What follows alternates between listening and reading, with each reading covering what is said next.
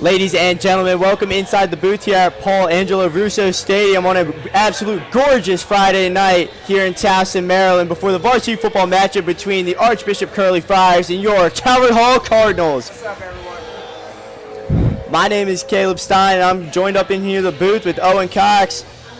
And this is our first Friday night game of the year. There was a game last week, but we were both unable to make it. But here we go, Cardinals starting off the season 1-0, hot off their win last week against Penn Charter. Archbishop Curley enters this game 1-1 after a loss to Concordia, but a good come-from-behind victory against St. James Academy. Just to set the stage a little bit, we're just about ready for kickoff and the national anthem. We have a huge crowd here. We know that was a huge focus for school spirit to get this started early in the season, and it looks like our new spirit director, Pike Purdue, is doing a great job so far. But Coach Ward in his second game here at Calvert Hall, new head coach taking over for Josh Ward. This is new head coach Ty Ward, and he brings some new life into this Cardinals football program. Is looking to be headed in the right direction later this year. Owen, do you have any opening remarks before this game? Well, Caleb, I'm excited to be here. First home game of the season, Friday Night Lights. I'm excited to watch some good football, and I'd like to see both teams, Calvert Hall and Curley, try to get some offense. I mean, how do you win games? You got to score points. We saw it last night, NFL game. Cowboys-Eagles was back-to-back until that rain hit, and I'm looking to see something like that. Any of these offenses, if they can get in the end zone, get some field goals, get points on the board, that'll help them throughout this game and establish that throughout the season. Absolutely, Owen. As the captains walk out, the captains for Calvert Hall, Azariah Holmes, Josh Ritter, Oliver Knoll, and Luke Spiker from left to right. And for Curley, the captains include number 1, Zion Harris, number 8, Jack Athis. And it looks like big number 99, Tavon Anthony. The coin flip's just about to happen with the head referees. And it is absolutely rocking here at Paul Angelo Russo Stadium so far. Yeah, it's electric. It's good to see. Past couple years we're seniors now, but in the past we've seen not the best attendance at games, so it's good to see that from just a new energy that they can bring this year. I think it's Hawaiian shirt giveaway night from Pike Purdue, like you said. That'll be always good to get a crowd coming here. And I snagged us some 2 tickets so we can receive those during halftime. And hopefully with these halftime giveaways and stuff, more people will be encouraged to watch more of this game instead of just coming in and leaving. But as we keep looking down, I mean, the fans just keep piling in. There is a student section there's about 3 rows of people standing up and goes 7 rows back up into the stands. And it looks like Calvert Hall won the toss. They deferred. So Archbishop Curley will be receiving to start this game.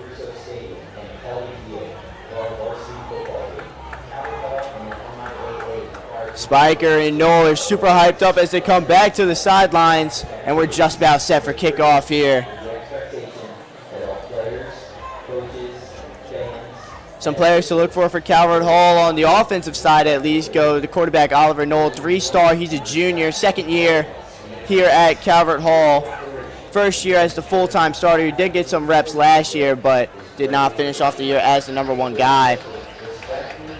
And then you also have the 2-star running backs, Ace Holmes, the junior, and Harry O'Connell. They are very interchangeable, both very strong, very fast guys. And the wide receivers, of course, as well, Misha Morozov and Michael Johnson, as long as Chris Hewitt, but we're just about set for the national anthem.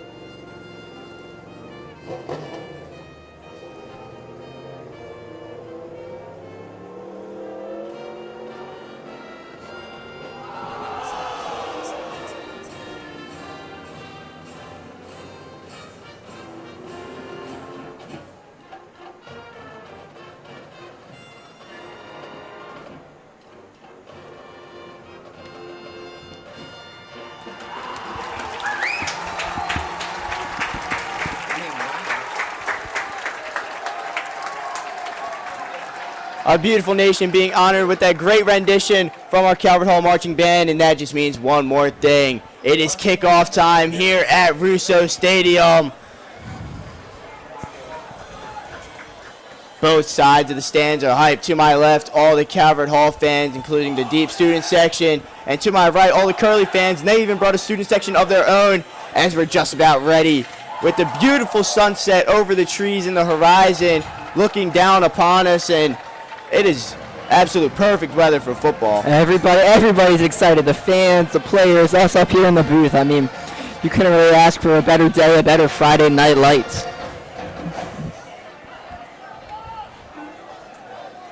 When you think about high school Friday night lights, this is the nights that you think of. Everyone coming back to school for prime time.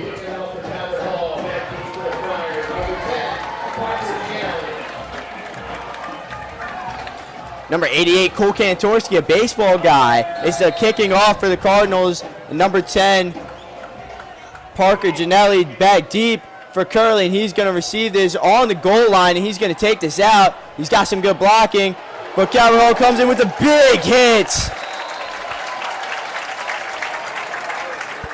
Michael Johnson there delivering a big blow. And Curley's going to start from the 17, long field to go, 1st and 10, but a great kickoff from Cole Kantorski. Yeah, somebody we know from our time helping out with the baseball team. Just a good athlete, a varsity baseball player. Came over just for football, just for fun, and I think he's having a good time out there. Always a good help for a team. You can get a kicker. Cole Kantorski, normally a pitcher. He was just messing around one day on the practice fields and accidentally, he says, made a 50-yard field goal. Accidentally. So he was asked by Coach Ward if he wanted to kick, and here we go. Curley's going to start with the man in motion. And their first play is going to be a run. It's going to be stopped for a short gain. Number 9, Adam Cook, the junior quarterback for Curley, going to be back there most of today.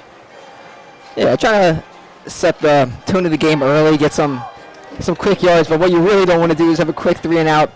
Cardinals student section already excited, so is the Cardinal team. You don't want to give them any momentum, especially with the long field, like you said. Michael Kutchember was the one with the carry for 3 yards on that. And they go motion again, same looking play, exactly the same, just to the other side of the formation, and this time he gets a bigger gain. About a 5-yard gain, so it's going to be 3rd and short here for the Friars. Yeah, quick 3rd down already here for Curley. We'll see, I mean, 2 runs, second one much better than the first. So it's 3rd and 3 from just shy of the 25-yard line here. Curley going bunch formation.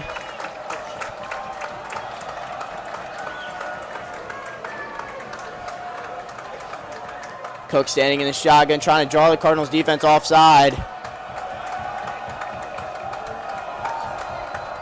And it's another run to Kutchember, but this time it's stopped for a loss.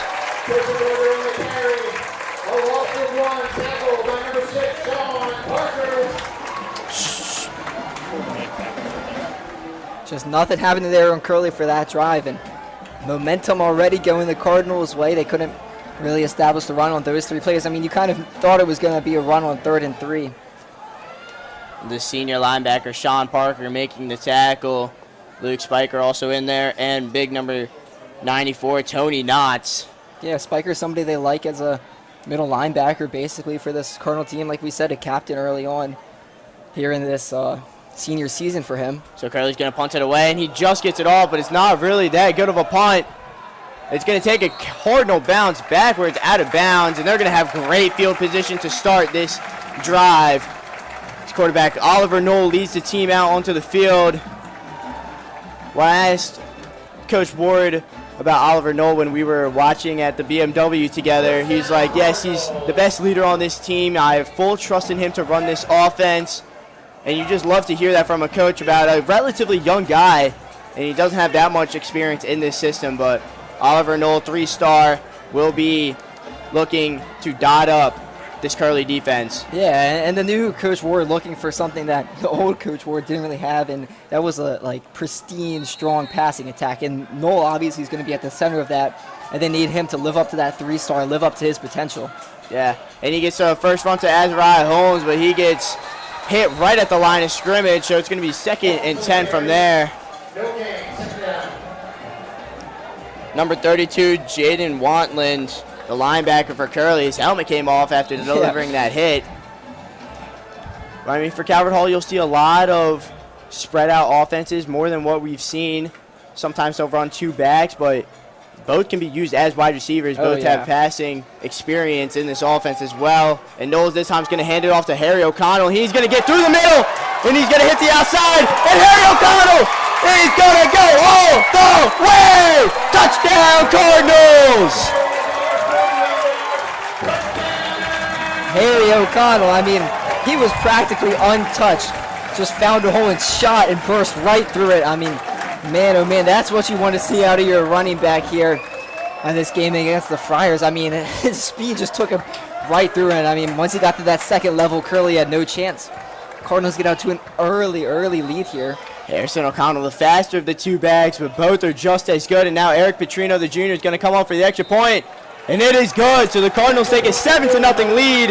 That drive, 2 plays. And that's all they needed. 2 runs straight up the middle. I mean, you can't really ask for a better drive than that. 2 plays to go about 40 yards down the field. Coach Ward will take that every day of the week. It made it easy on Oliver and Noel back there. And Curley already, they got the ball first, but now they're down and pressure's on them already. I mean, they're a B conference team coming in here playing Calvert Hall, an A conference team at home. They knew it was going to be a tall hill to climb, but I'm sure they thought they could do it, and they knew they could do it. But Cardinal putting it on them, putting the pressure on them early here. Yeah, so Kantorski going to come on again, first for the 2nd time in just 3 minutes. But I mean, Coach Ward loves to say, do the little things right. He said that in our interview on Hall Night Long. And right there, you could see there were great blocking on the outside from Chris Hewitt and the pulling guards. They just did that, and it opened up the hole for O'Connell. He was able to get to the sideline and go all the way. There's going to be a flag on the kickoff return. Parker Gianelli took it again from the goal line and got up around to the 17 just again, pending on the flag. Yeah, a little better of a return this time, but we'll see what the flag does to that. Does look like the kick returner is down with an injury on the Calvert Hall sideline. Yeah, he did kind of get folded up right on the sideline, then got hit from the back. Holding on the Friars, first down, third. Holding on the Friars, that'll bring them back, what, 10 yards? Yeah, 10 yards. So that return, that was pretty good. Yeah. Got a little east to west there instead of a little bit more north and south, but it was a solid return. Hopefully he'll be okay with injury. What you said earlier, do the little things right. The holding on a kick return when you're trying to get yourself back in a game that you're down early to, that's not doing the little things right. I'm sure the Curley coach, Coach Stickle, I'm sure he's not excited to be seeing that out of his Friars. So they have the ball, looks like, to be on their own 9-yard line.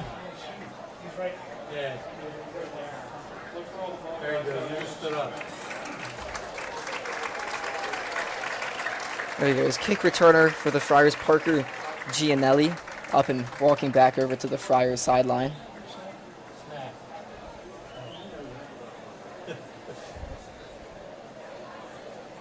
Hopefully Parker Gianelli will be able to come back into this game. He's one of the Friars' premier players.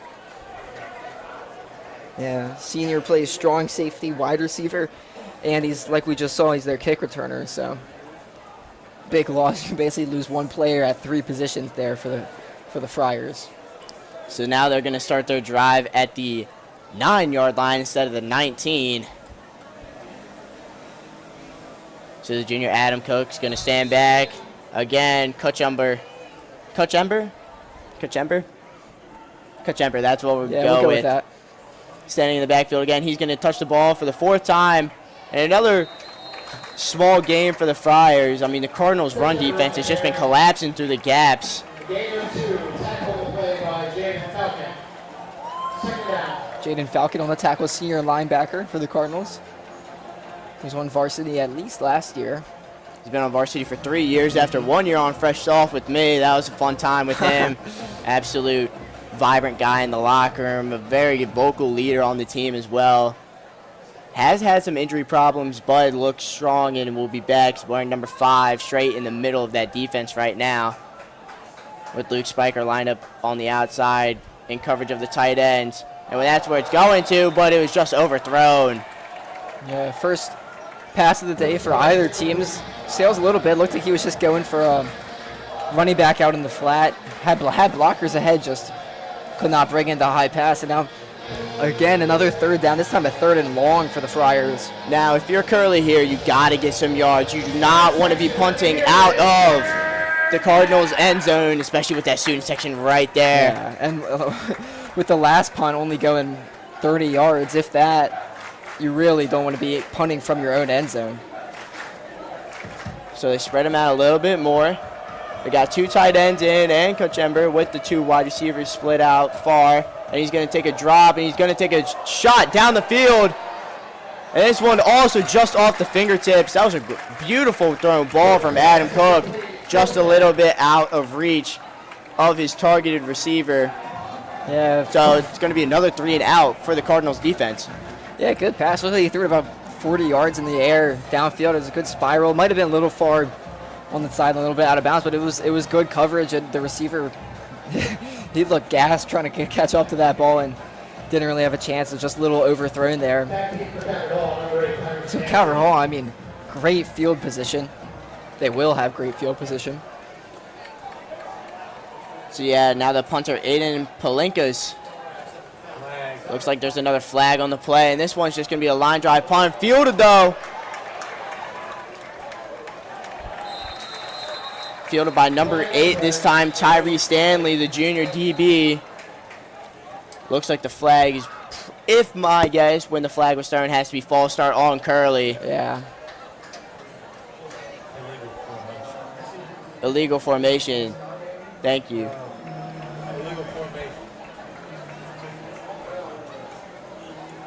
So I wonder if that's something you can decline, because, I mean, they're basically already in field goal range if that play stands.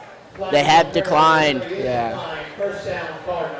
So it's going to be first down, and inside the Curley 30 on the 25-yard line already. Oh, my Lord. Cardinals offense, only 2 plays last time to get about, what, 45, 50 yards? Yeah, about and that. Now they only have at the 25. So if my math is correct, it should only take 1 play. Theoretically, I don't hate that logic. Let's see, maybe just have Noel just throw it to the end zone. I mean, he can make that throw. Absolutely. Morozov is on one-on-one, but they're gonna give it to Holmes, and Ace Holmes is gonna get it about 5 yards there. Yeah, respectable 5 yards there. Number 32's helmet came off again.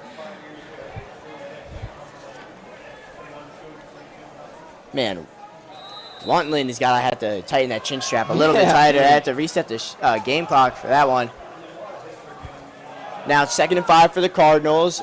Holmes still in at running back. And you got 3 wide receivers and 1 tight end. You got the big tight end, Ian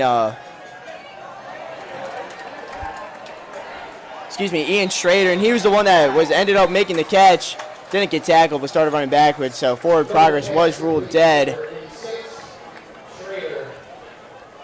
So Ian Schrader with the first catch and the first pass attempt for Oliver Knoll in this game after 3 straight runs to start on offense. It's going to be about 3rd and 3 for the Cardinals offense. And I like that. You're early on in the game, not even the end of the first quarter. You got to get Knoll into a rhythm. You do that quick passes right there. That was just like a little hitch route to the tight end, or an option route probably. And just get them into a rhythm here. Looks like they might go run. Yes, they will go run with Harrison O'Connell. Harrison O'Connell, oh! Just got tackled at the 5-yard line. He was looking to go 2 touches, 2 touchdowns, and he was very close. Hit that gap even faster this time, it seemed like. So now they're going to go hurry up offense inside the 10-yard line. 1st and goal from the 5. They're going to go run with O'Connell again, and he's going to hit the end zone for another Cardinals touchdown. Harrison O'Connell with the 5-yard run, and the Cardinals lead is extended to 13. Harry O'Connell, man, he is fast through that O-line. Man, I mean, that's 2 touchdowns. He was basically not even touched on. Right here, he had a juke in the backfield to make a defender miss, and then, I mean, he probably could have walked that thing, and that would still be faster than everybody else on the field. Cardinals, hopefully, can be 14-0. And Petrino's extra kick goes over the band this time. With 6 minutes, 44 seconds remaining in the first quarter, your score, Calvert Hall 14, Curley 0. So that wasn't one play, but that was about 4 plays on offense. So just a little bit of doubling this time for about half the distance. But again, same outcome. Harrison O'Connell touchdown, second of the game to make the score 14-0. And we're not even halfway through the first quarter yet. Yeah, Curley's just, I mean, if you're on that Friar sideline or on the field for them, I don't really know what I would be thinking right now. Defense hasn't put up a fight against Harrison O'Connell. And Curley's offense has 2 3-and-outs. Kantorski will kick it off again. This one is not as good. It'll only go to the 15-yard line. A little bit shorter, and it took a Curley bounce. Kantorski's kick is down by Tyler Wilson. First down, Friar. That was new return man.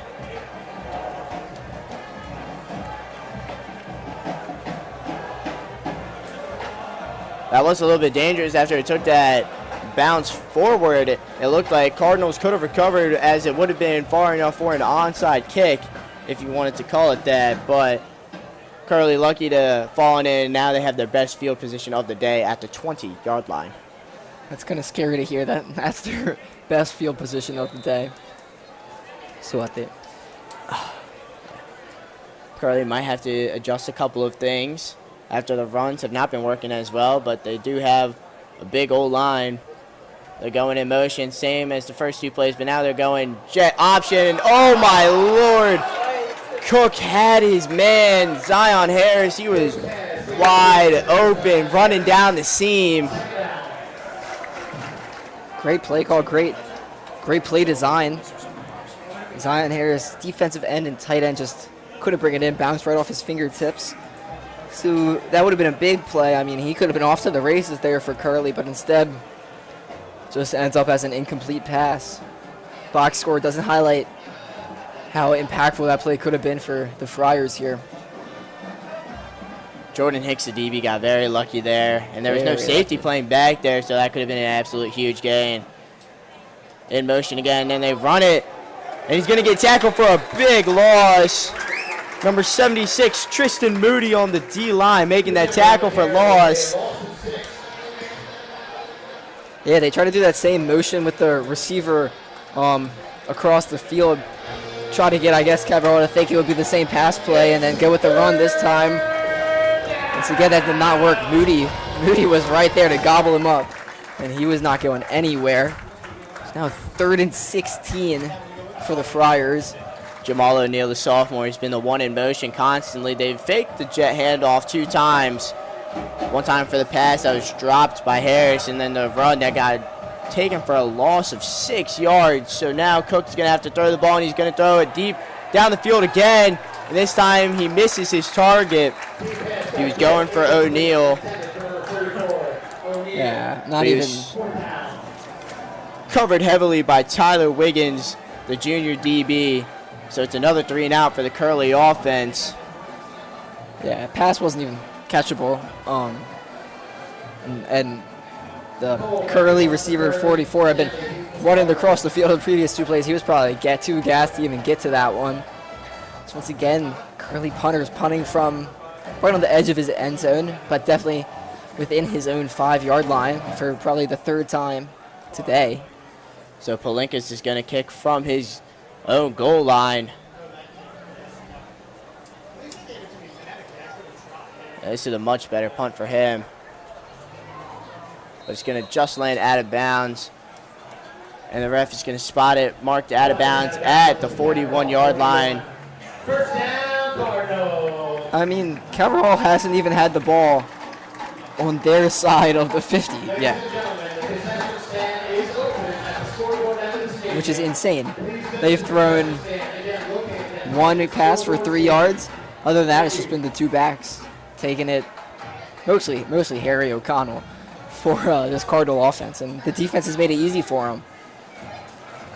I mean, some would argue that the Calvert Hall wide receivers are their strong suit with Misha Morozov and Chris Hewitt, the Rutgers commit, both on the outside, but if it ain't broke, don't fix it. Just keep running down the Friars' throats, and that's what they're going to do again with Azariah Holmes. And he makes a cut, makes it to the outside, and gets tackled right at the line to gain. Gain of 9. Sit down. They're going to mark him as a short by 1 yard, so it's a 9-yard run for Azariah Holmes. Yeah, I wouldn't hate to see a shot here from Knoll. I mean, you're up 14. See if you can get some passing game before this game gets too far out of hand. If it does, and 2nd and 1, you're going to get it on a run with one of these two backs if it gets to 3rd down. Just send one up to Hewitt on the outside here. Curley is playing the zone 2-man look, so they're going to run a screen pass to Chris Hewitt, the speedy Chris Hewitt, who gets it to the outside. And there he goes, good gain. Tackle.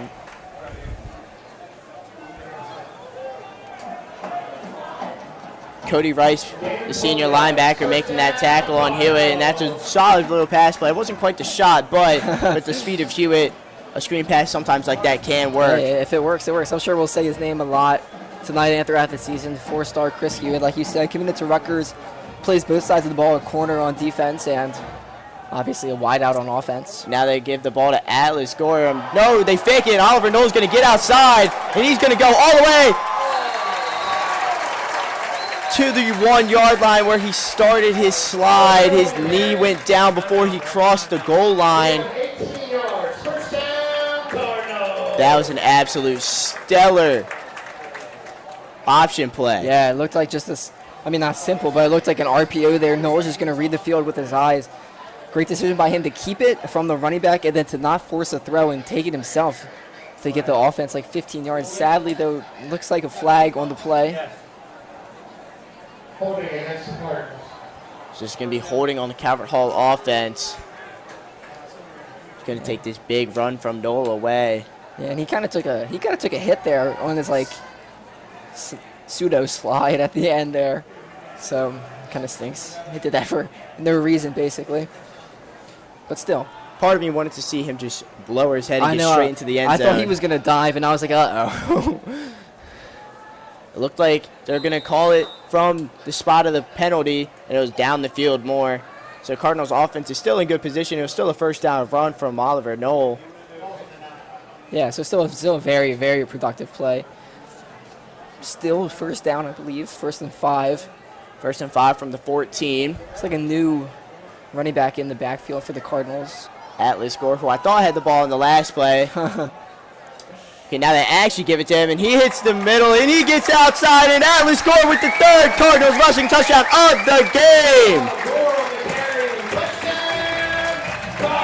Atlas Gore, the 3rd running back, who's not talked as much as Holmes or O'Connell, but just as shifty and just as good. Yeah, I mean, I'm going to sound like a broken record here, but the Cardinals running offense has just been pounding it down Curley, and they just haven't been able to do anything to stop it. And Petrino's extra point is good again. The Cardinals found their rhythm on offense, just run it through one of the guards who's always been blocking well, Josh Ritter, one of the team leaders, and then just bounce it to the outside.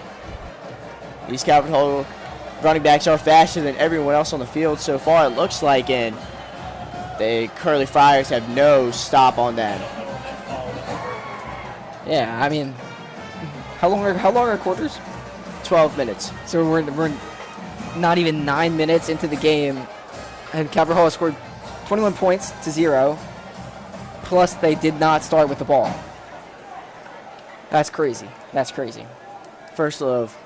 couple of first quarter storylines.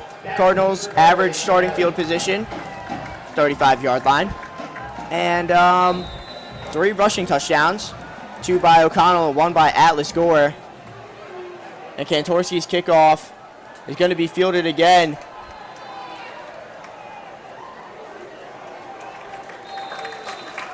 And they make it to the 21-yard line this time. Yeah, that's the best field position they've had all day.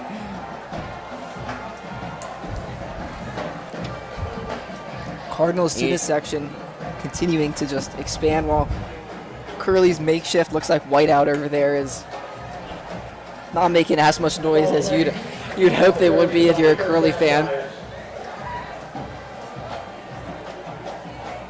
Now some of these Cardinal fans are just here for the nice new Hawaiian shirt. There's about 250 of them about to get given away at halftime. Hey, whatever gets the fans to the games. Can't wait for the future giveaways. Pike Purdue and Coach Moore really been looking really well. And that throw by Adam Cook just a little bit out of the reach of Michael Kachembu. Second time he's missed a relatively basic throw just into the flat to his halfback. I don't know if he's trying to do too much, because considering they're down by a lot, but I don't know.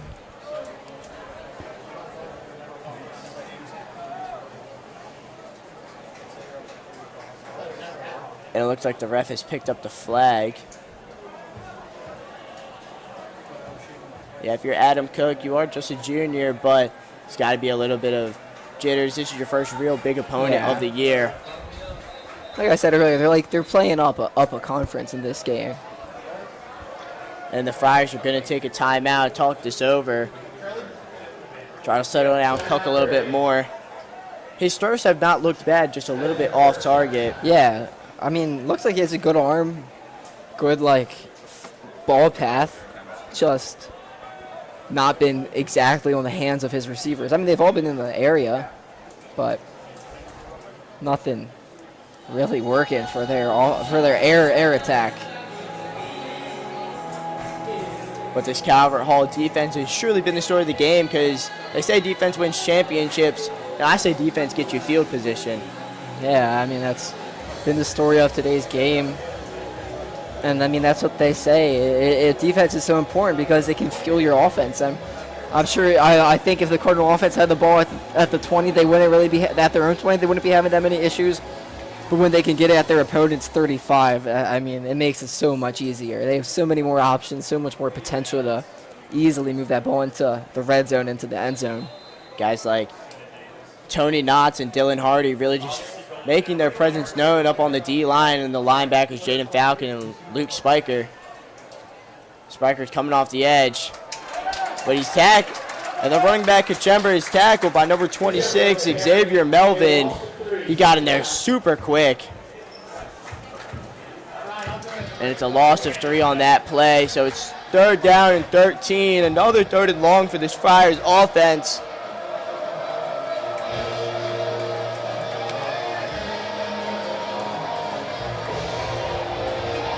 It might just be another one of Cook's just somebody's down there. I'm just going to throw it up in the air and see if somebody comes down with it. That's what they've done on previous 3rd and longs here. Safeties Tyree Stanley and Chris Hewitt playing well up on the offensive line. And that time, number 18, Cooper Averno, the junior D lineman as well. He's also been up there making plays in the backfield. He just got another tackle for loss on Kachember on a little shovel pass from Cook. Yeah, I think Curley is getting excited for tonight's NFL game, Chiefs-Chargers, because that looked exactly like something the Chiefs would try to do Mahomes to Kelsey, and Andy Reid would scheme it up and it would work. Curley tried to take a page out of that book. I was really hoping we could have gone a game without you talking about the NFL, but it's okay. All right, there's a game on tonight. You know I had to. I'm, in fact, very happy that the NFL is back. I'm a big college football fan as well. Both seasons have started off well. And the refs blow the play dead to delay a game on Curley. We'll move them 5 yards more back. And they're just adding injury to, or adding insult to injury at this point. Just And now Palinkas is punting this from inside his end zone, and there are 2 deep men back, Chris Hewitt and Tyree Stanley. Well, this was a big punt from Palinkas. That one's going to go out of bounds on the Cardinal side of the field. First and 10, Cardinals from their own 43. wow, from their own is something we haven't heard all day today. Davis, again, Christina Davis, we have a credit card that belongs to you in the press box. Please come to the Calvert Hall side of the press box at the top of the stands to claim your card. Again, Christina Davis to the press box, Calvert Hall side. Thank you. So now the Cardinals facing their longest field of the day.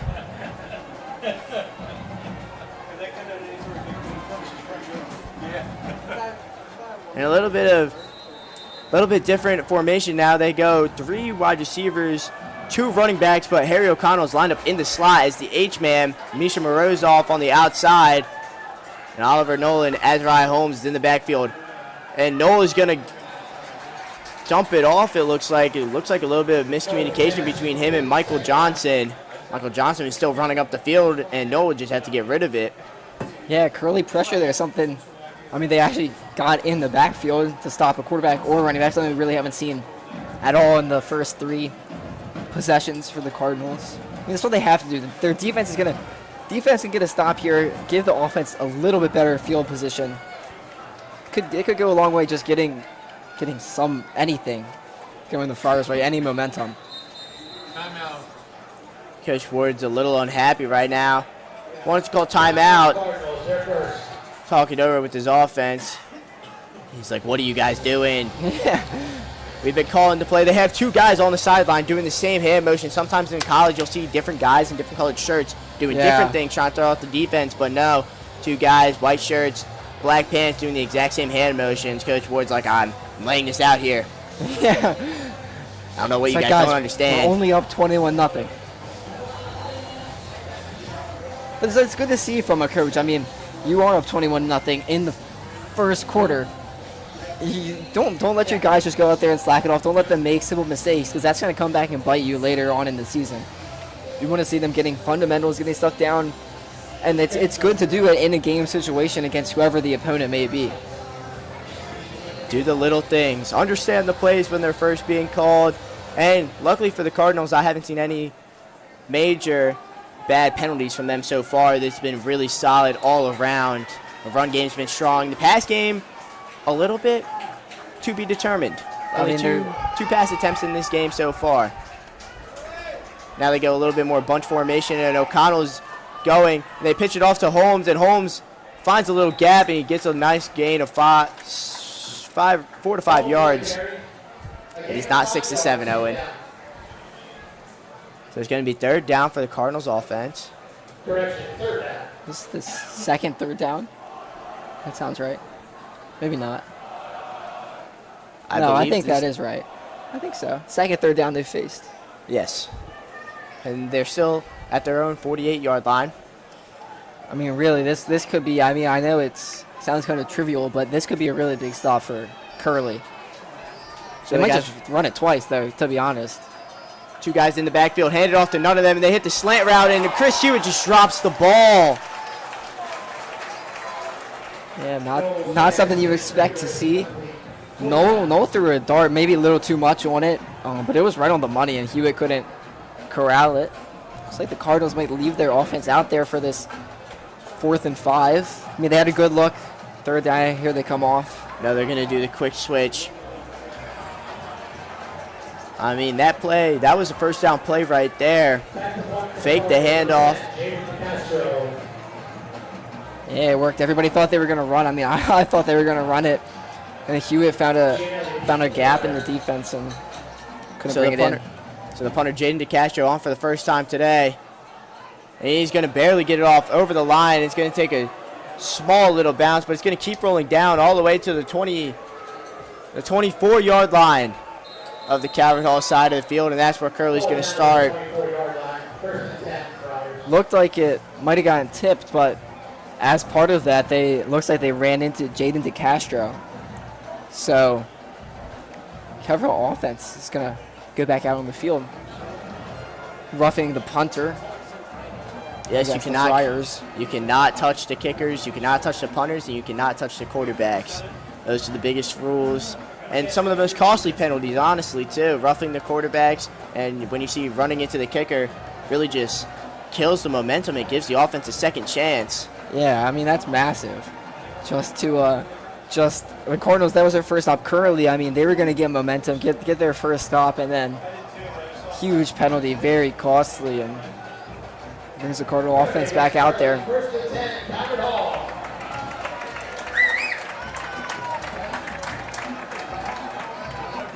So the Cardinals back on offense for a second chance. Not quite sure what the penalty was. We were just assuming it was running into DeCastro. I'm pretty sure. There was like 4 bodies around him, and I look up and I see him on the floor with the flag right next to him. So There was a penalty, I think, like a roughing the kicker or something. So a 5-yard penalty from where they were. So now it's going to be first and 10 from the Curley 47. They got Holmes and O'Connell in the backfield. And they hand it off to none of them. And he's just going to dump it off to Azariah Holmes. He's going to make to the outside, bounce it off a block, spin moves a man, and finally gets tackled down at the 35-yard line. Great effort from Azariah Holmes to get those extra yards. yeah, he was not giving down easy on that run. Just power back here for the Cardinals, and he showed it there, kind of bouncing off tackles and really getting those extra 5 or 6 yards.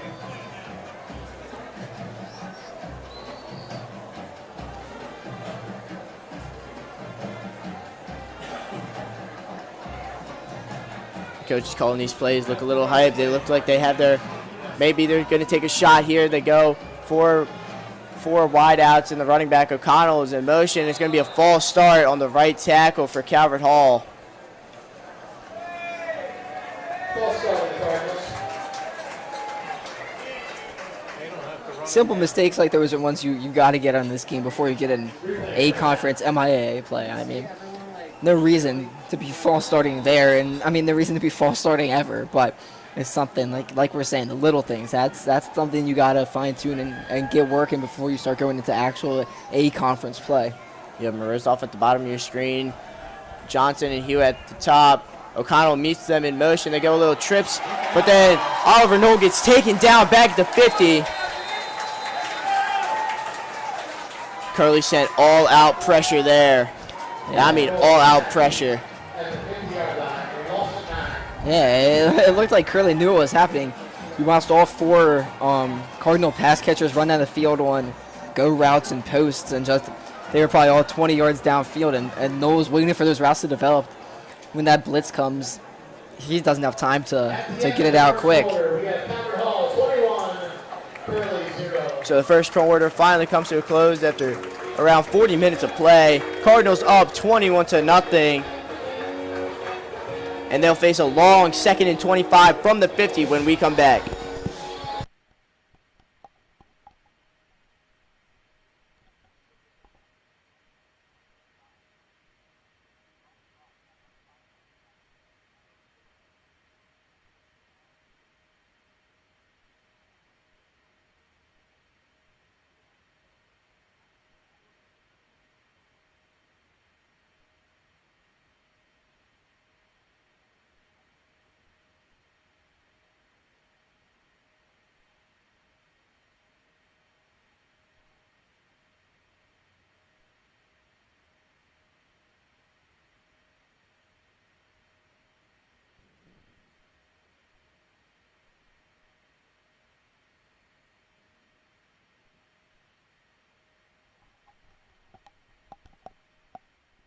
Very short in between quarter break.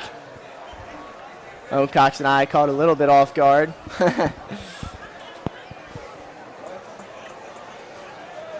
Me personally, I'm more accustomed to calling baseball games, but the in between innings are a little bit longer than in the between quarters, but we'll get used to that.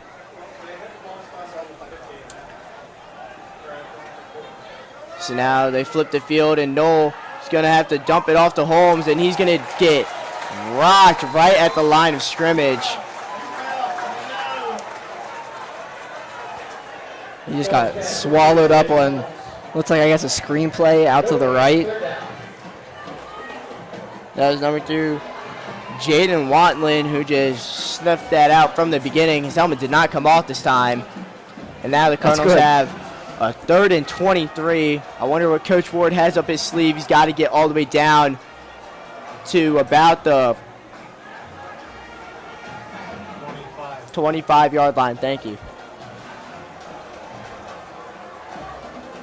4 receivers spread out. Holmes in the backfield with Knoll. I got the tight end Schrader. A little bit of extra O-line helping. He's going to take a shot looking for Hewitt. And Hewitt just off the fingertips.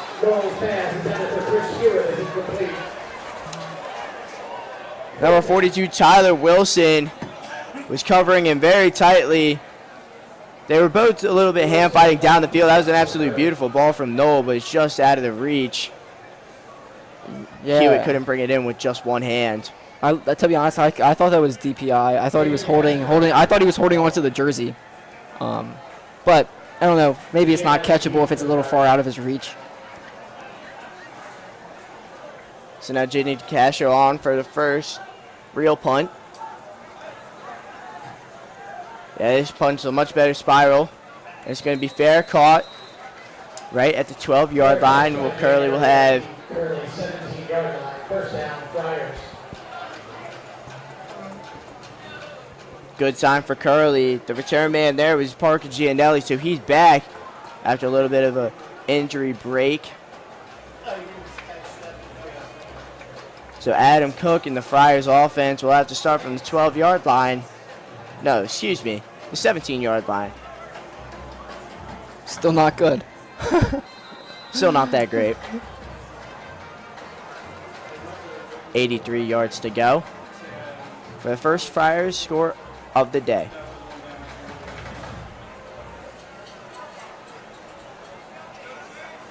And Cook's going to pass it again. He's going to find a man. He has a man deep down the field.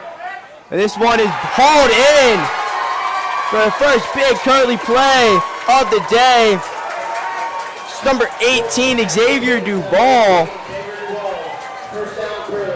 He just had DB Hicks beat down there, and Hicks was just trying to make a play on the ball, which is what you're supposed to do, but the strong hands of Duvall brought that in. Absolute big play and momentum starter potentially for the Friars offense. Now they hand the ball off to Kachember. And what it seems like one of the first positive runs in a long time. Yeah, going back to that big play, Cook with an absolutely beautiful ball down the sideline to his receiver, Cardinal DB Hicks. He was pressing up and just got burnt on the release right away. I was pointing at him as he ran down the field because I could see him get open right as that play began to formulate there for Curley. Now their first time in opponent territory, much better momentum and everything going here, even just with those two plays. 2nd and 8 from the 38-yard line. And another quick pass again to Duvall, but this time he's going to get taken down for a loss. Yeah, I don't know if I really like that play call. I think your blocking hasn't been the best, and it hasn't really been up to par with Calvert Hall's tackling. So to throw the ball behind the line of scrimmage, I don't know. I don't think that's where they're going to be able to make their money.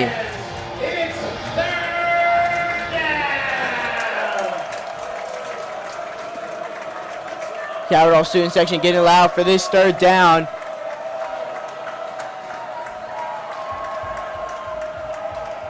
Third and 9. Cook rolls out, looking for a guy down the field. He's just going to have to throw it away.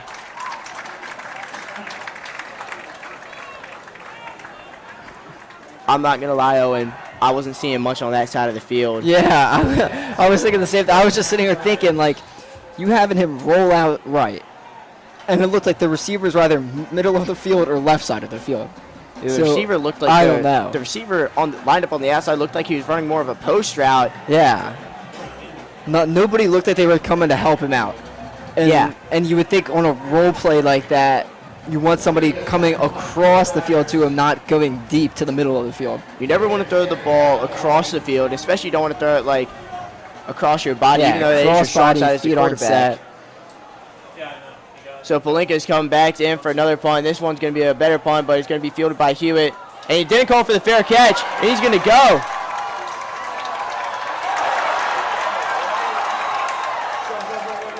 Excuse me, that is not Chris Hewitt. That's number 8, Tyree Stanley. Never called for a fair catch, which honestly was a little surprising, but got a big gain out of that one. Yeah, I thought he was just going to fair catch that one, but, I mean, if it works, it works.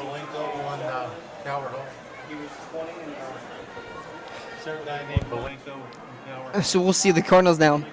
9 minutes left here in the second quarter. Ball on their own 29-yard line, it looks like. We'll see if they can get some more look in. Harrison O'Connell seems like he hasn't touched the ball in a little while. Might look to get him up and going here. So then they fake it to O'Connell, and Oliver Knowles just going to take it right up the middle. Positive yards, though. Yeah, I mean, we'll take 5 yards every play. The Curley defense looks like they're playing too high, but then on the strong side, the safety just comes down and crashes, acts as another stop for the run support if they were to go to that side. So the wide receivers are on one-on-one on an island, basically. This time they're going to give it to O'Connell. He is not tackled in the backfield, and he gets a positive yard after he's hit about 3 yards deep into the backfield. Great job by O'Connell.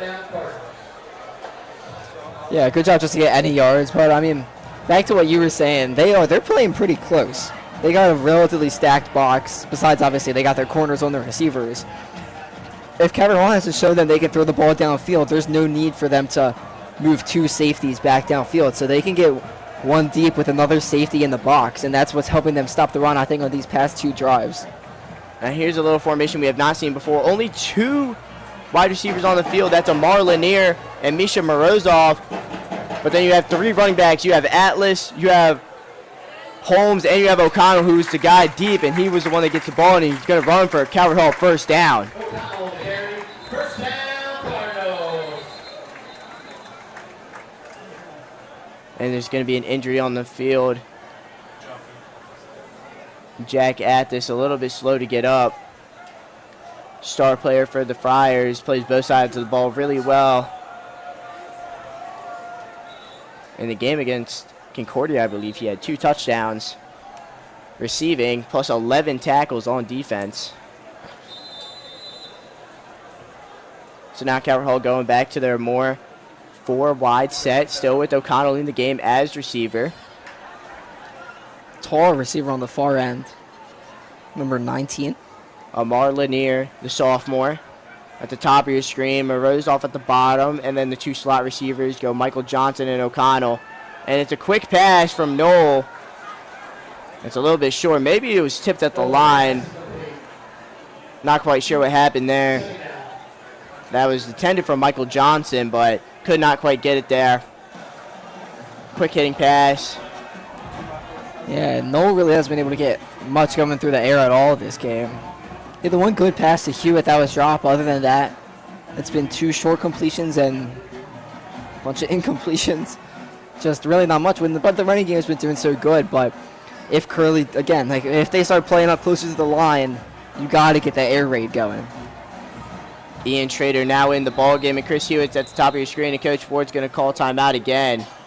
Timeout, Calvert Hall. Their second. Yeah, getting a little frustrated, right? First 3 drives, flawless, and then the last 2 been mistakes, been some false starts, been some incompletions, not blocking well. Really, he just wants to get them back on page. Ladies and gentlemen, the halftime rush in that concession stand located at the scoreboard end of the stadium.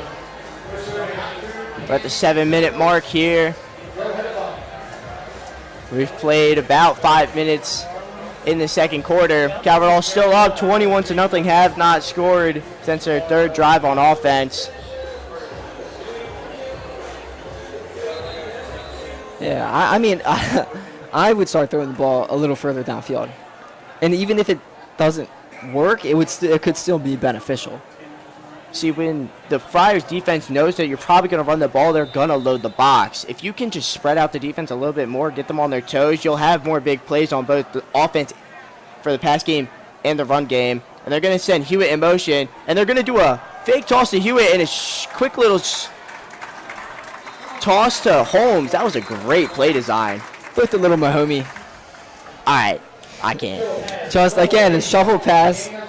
Just get all the direction going to one side of the field, shovel pass it to the other side. That's what they tried to do earlier in the game, and he just snuck through this time for the first down. Excuse me, guys, in the booth, it's Caleb Stein with Tony Romo here.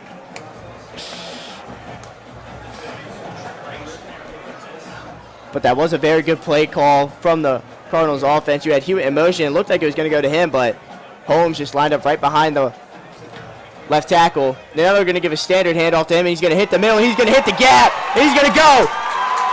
He finds a blocker, Morozov. He ship arms a man at the 10. He's going to get into the end zone. Touchdown, Cardinals! Azariah Holmes with a big man touchdown. But sadly, after the play, there's going to be unsportsmanlike conduct On Curley. Oh, he was pointing towards Curley. Yeah. Was he? Yeah, number 7 on Curley was he was jumping up and down and yelling at somebody on the field.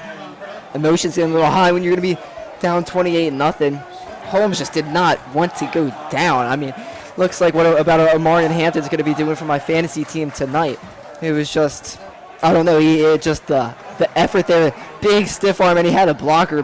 Props to that receiver for blocking downfield for his back. Misha Morozov making the hard-nosed play, blocking that man about 30 yards down the line of scrimmage. It's not very often that you see a receiver. And Morozov, he's a freak athlete, 4-star lacrosse guy. He's going to commit for lacrosse. He's been on varsity lacrosse this whole time. But to see a guy like that, he's not the biggest guy in the world, blocking all the way down the field. It's a great, gritty play from Morozov, and it obviously led and was very successful for the Holmes touchdown. Yeah, I mean, he took that DB just with him downfield. But Holmes a stiff arm right around the 10, and then just like, you cannot just ankle tackle Azariah Holmes. He will step out of that very easily. Petrino's kick after a wobbly snap is good, and the score is now 28-0 Calvert Hall. Eric Petrino. That's that run game we saw the first 3 drives. I mean, really, big block downfield, great run by Holmes. Can't really ask for a better rush, better running play, I should say, from this Cardinal offense.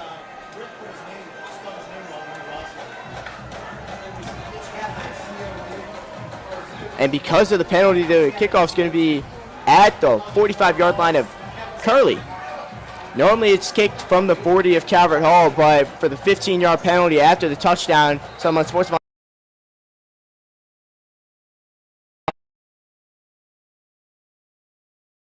This one shorter than all those other ones. Just maybe just pop it up a little bit. If I'm Kantorski, I'm kicking this through the uprights. I'm trying to get 3 extra points. He does just like kind of pop it up. Oh, and there's a big, good return.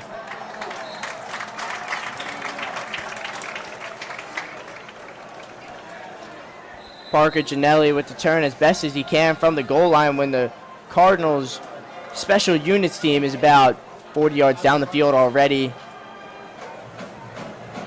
It looked like the man who made the tackle on that play is hurt for Calvert Hall. Couldn't quite catch the number. But you just knew immediately after he made that tackle, all of his teammates were right over him, calling for Miss Kira to help out.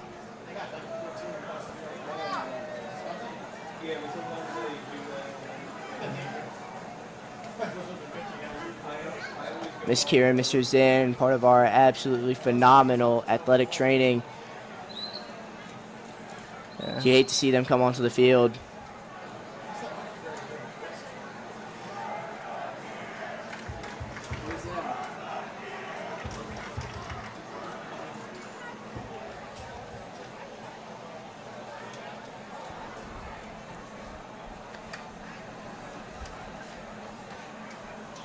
as they're tending to the injured Cardinal.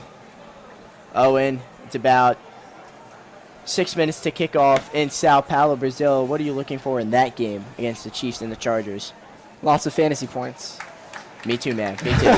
But honestly, same. And it looks like number 8, Tyree Stanley, plays DB, also a kick return, but he's also big on the kickoff team as well. Yeah. He cannot walk right now. This is not a good sign. Being carried by two of the strongest coaches that Calvert Hall has on their sideline. He's going to be taken just straight to the medical bench. Yeah, I just hate to see it.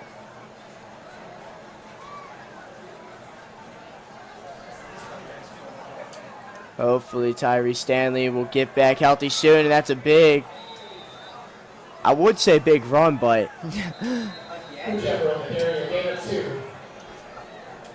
here's how I see it. It was a 2-yard run, but where he gets the ball, he actually ran around 8 yards.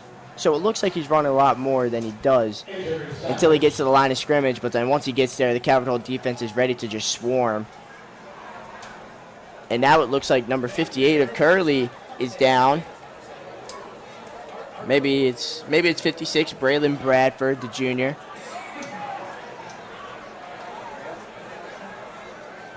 Sorry if I have the wrong guy. It's a little hard to catch the jerseys from here.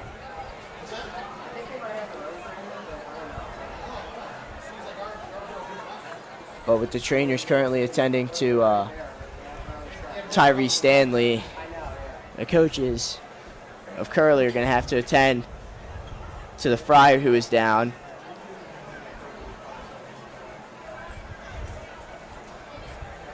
He looks like to be walking on his own power, though. Maybe just a cramp. That's all we hope for. Yeah, hopefully. And it sucks because both of these teams, both the kids on teams, I mean, they live for this. I mean, football is what they love, and they love to be out here with their friends, with their team, with their guys, and just playing for something. And it sucks just to see injuries at any level in any sport. That's number 50, Bryce Neary. So, sorry I got the name wrong the first time, but Curley got a 2nd and 8 after the 2-yard run from Kachember. And Adam Cook is just going to shovel the ball. Looked like he was trying to get the incompletion, but I couldn't quite tell if it was actually enough of a forward motion. I mean, if anything, if that's not a sack or a fumble, it should be intentional grounding, considering he was just throwing it just to throw it. It looks like they're going to call it an incomplete pass, and Adam Cook, he was met in the backfield very early. His shoe kind of came off as well. He's a little hobbling on his ankle after he got tackled. But it started 8 from the 14-yard line. Calvert Hall looking to make another defensive stop in this game. And Cook's going to throw the ball quickly. And this one's picked off. Chris Hewitt, pick 6, Cardinals!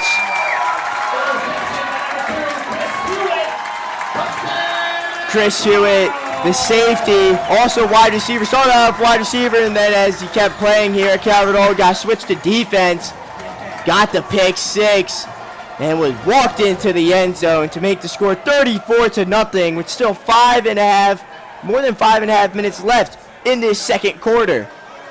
Wow, he just burst to where that ball was. He saw where Cook was going with it and went right to the ball, just batted it up to himself and ran that into the end zone. I mean, great play, making up for that drop he had earlier on offense. See if Petrino can make it 35. He does. Eric Petrino is 5 for 5 on extra points. I was in Spanish class the last 2 years with him. He would be kind of upset with me if I didn't give him that special shout out.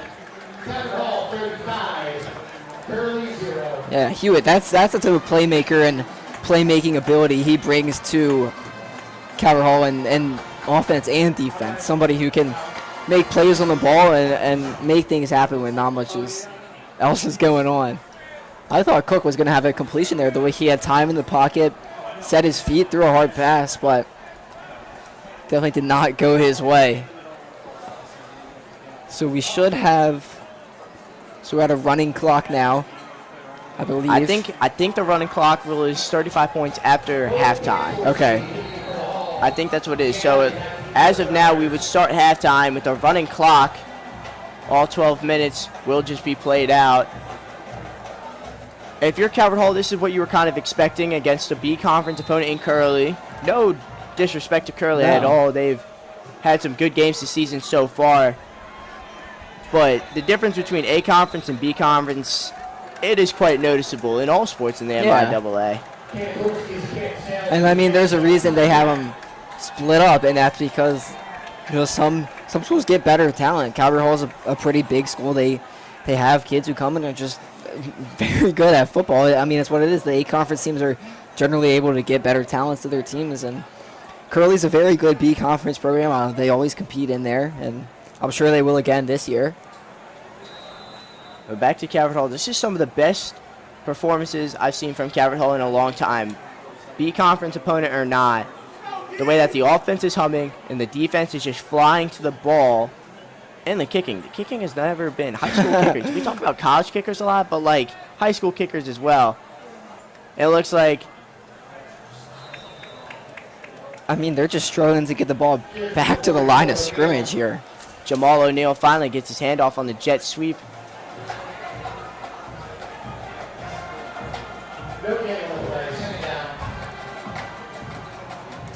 As I was saying, Calvert Hall, the offense is looking great. This is same name, different person. Coach Ford right now in his overhaul, absolute all new coaches on all levels, all new players, lots of young guys, lots of juniors, and a couple of sophomores to go along with some of the seniors like Chris Hewitt and Harrison O'Connell. But this team is looking very special right now. Looks like they can do some damage in the MIAA A conference and as well beat the team up the road come Thanksgiving. And sometimes a culture change is really what can make a difference for a team. I mean, you see it in the NFL with new coaches moving around all the time because a new coach can make that much of a difference. You come even with a very similar lineup that you had to the year before. A new coach, a new scheme, a new culture can really change and spice things up. Obviously, the big senior class leaving last year. Fullbacks, Max Garland among them, and now Calvert Hall doesn't really have a real fullback, so they don't really run the fullback tight end set anymore with JT Taggart as well gone, playing at Maryland. Yeah, and sometimes when a senior class leaves, it's sad to see those guys go, and usually they are the better players on the team, but it creates more opportunities for underclassmen to join the team, for upcoming or for seniors, incoming seniors to make that leap and become leaders on the team. And I think we see that, and I hope we can see that throughout the Cardinals year. So now two new return mans. Tyree Stanley still being attended to by Miss Kieran. Chris Hewitt's going to take a break after that pick six, and now it's going to be Misha Morozov and Reggie Preddy back deep for the Cardinals. This hit by Palenka is going to just skip up on the sideline, took a bounce inside the 50, and the Cardinals are going to start from their own 48-yard line. Yeah, it took a positive Fryer bounce there, but I mean, Cardinals are just looking to add on to a massive lead. We'll see if, as we get into the second half, if the Cardinals hold on to this lead and they do get the ball after half, if they start bringing in some underclassmen, some people who don't usually play. Yes, the starter's still out for now in the first half. We might see some new faces, such as quarterback Tristan Nowakowski, sophomore. And this time they're going to flip it to Hewitt, and Hewitt's going to make it to the outside, and he's only got one man to beat, and he beats him. Here he goes, Chris Hewitt, second touchdown of the game. Another Calvert Hall touchdown. Now, what's interesting about that was a shovel pass. So that is a 52-yard passing touchdown for Oliver Knoll right there. Hey, it's good when your receivers make it easy for you. Chris Hewitt again showing that burst, showing that speed, showing his ability to make plays with the ball in his hands. Does it on defense and does it on offense for the Cardinals. Another good block there by a receiver. It's number 14. Misha Morozov will get down the field and block for you. And Petrino, his extra point is good again. 6 for 6. Way to go, Eric. Yeah, not afraid to make a block downfield, and that's really what you like to see. Even if you're not catching, there's always something for you to do. Ladies and gentlemen, at halftime, please remain in your seats to listen to our national championship competitive marching band perform a portion of their 2025 show. That drive took all of 10 seconds right there for the Cardinals. So that means we are 10 seconds closer for me and you getting our brand new 2025-2026 school year version of the Calvert Hall Hawaiian shirts. I'm excited. I'm very excited. I got the one last year. Yeah, it was kind of nice, but this one and this year is it's a brand new school year. We're looking better. The football team looks great. Spirit is through the roof at our school right now, and the student section is still here loud and proud. Yeah, they're waiting for their shirts. First and 10 from the early 20. New school year always brings new opportunities, and we are excited. Me and you will be calling a couple more football games. I believe we have the next one, and then you are gone at Notre Dame. That is true. Then the following week, I'm gone at Alabama. Both of us will be going to those football games. That's going to be a lot of fun. Can't wait for those trips. Yeah, we'll have fun. We have fun here, though. I mean, sometimes being up here in the booth watching the Cardinals play is where it's at. Especially when they can get a big win. So Adam Cook now going to throw. He usually is a little bit off connection with his receiver Duval. Cook thought he was going on the deep route. Duval thought he was coming back on the comebacker. And to be fair, it probably would have been a pretty good pass if it was just a go route. Tyler Wiggins delivering the good coverage there. He was all over that comebacker. I don't know if that comebacker was going to be the play there. And he's a little upset. After some great coverage, he's a little upset being subbed off, but looks like a lot of people are, including Sean Parker and Chris Hewitt. Yeah, you're up 42. No need to make anybody hurt or get any injuries. Yes, next week is an away game at LaSalle High School up near Philly. Yeah, that's always a tough task. LaSalle matchup last year. LaSalle just squeaked out the win over Calvert Hall. It was a very close game, low-scoring affair, unlike this one. Yeah, LaSalle's got a lot of good players, or at least they did last year. I'm sure they do this year. A bunch of players who went on to commit some places.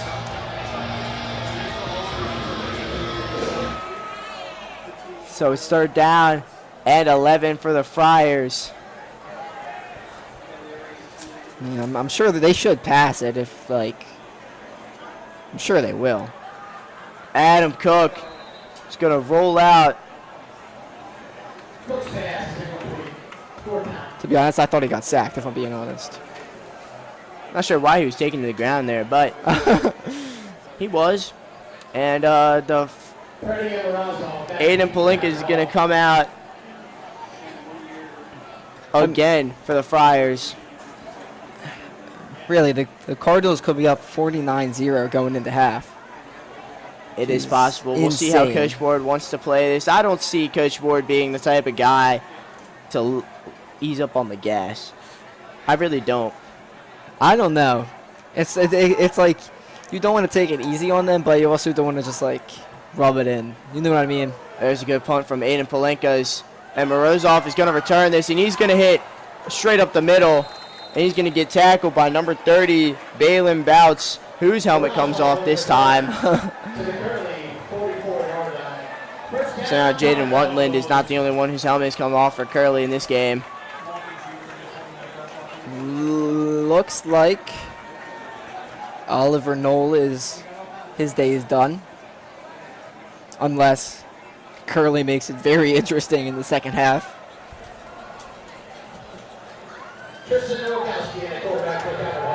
Looks like Cardinals got a whole new offense out there.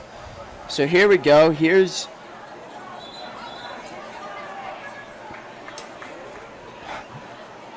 Tristan Nowakowski, sophomore.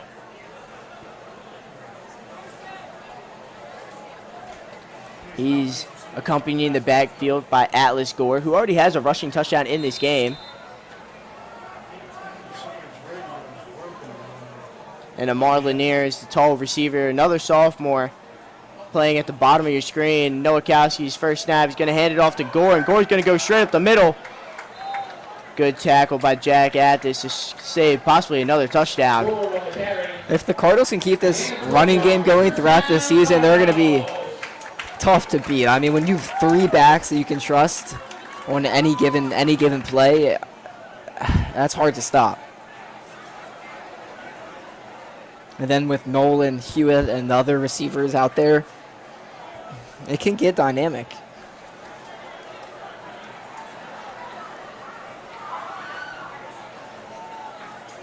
Tight end in. It was a little bit of a rough snap, and Nowakowski had to pick up the snap, but then he's tackled immediately in the backfield by number 1 Zion Harris. I'm not quite sure what happened there, because it's very, very rare that you'll see like a backup O-line, but it's possible. Yeah, you never know. I'm sure there's some people who could get some reps. See, Cardinals minute left in this quarter, so might try to pick up the pace a little bit. So Nowakowski this time hands the ball off. It's number 46. Jermaine Drake bounces to the outside. It's 3rd and 17, and at this point you can just tell with the coaches that they are not 100% worried about scoring on this exact drive. Yeah, I mean, 3rd and 17, you're probably not going to risk like a pick 6 or anything here. You're up 42. There is no rush. Yeah. No hurry. Tristan Nowakowski is just going to command the offense from here on out in this game, up 42. Yeah, and I'd expect a lot of runs for the rest of this game. It looks like Gore's going to get the carry, and they're just going to send this straight into halftime. So, an absolute commanding rushing attack from the Cardinals offense, plus the pick 6 from Chris Hewitt, and then the receiving touchdown, which we can call another rushing touchdown, basically.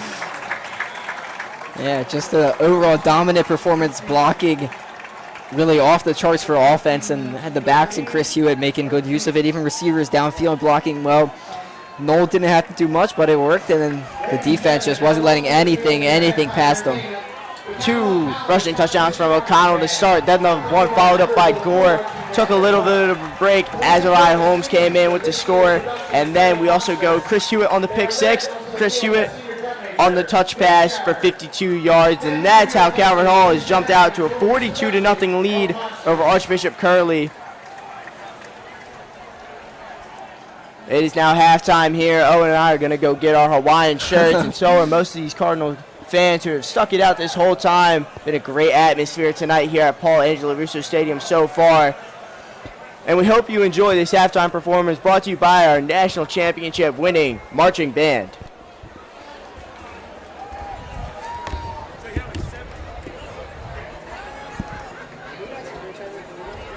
Not really.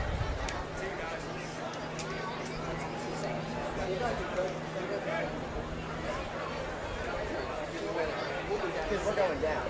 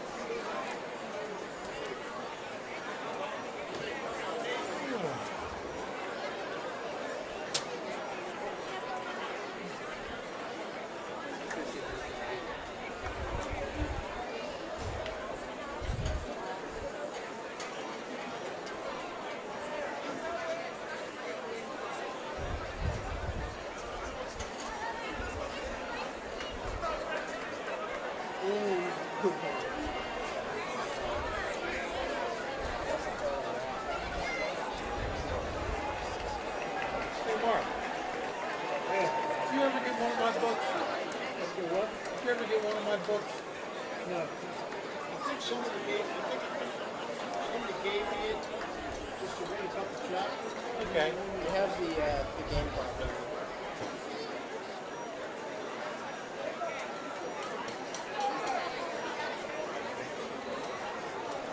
It's running. The game clock? Yeah. See it up there on the... That's our stuff.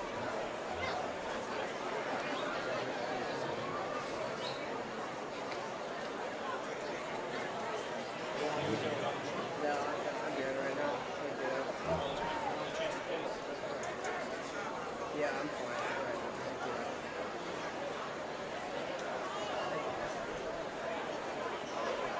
Thank you. Yeah. You good? Walking get it online? Yeah. I'm not good.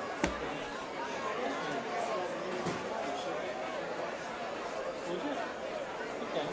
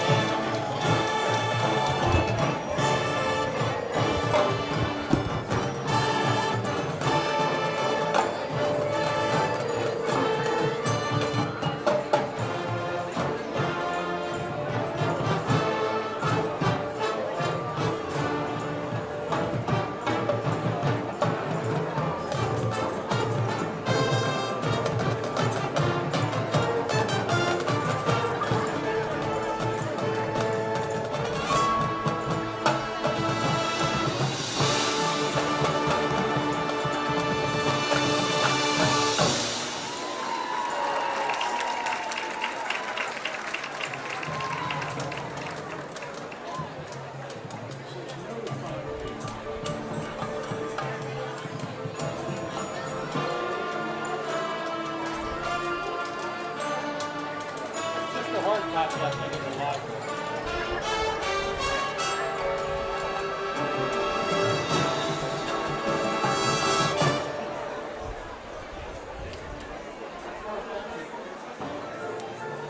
Send a lot of eggs, grinding good work. Garden book.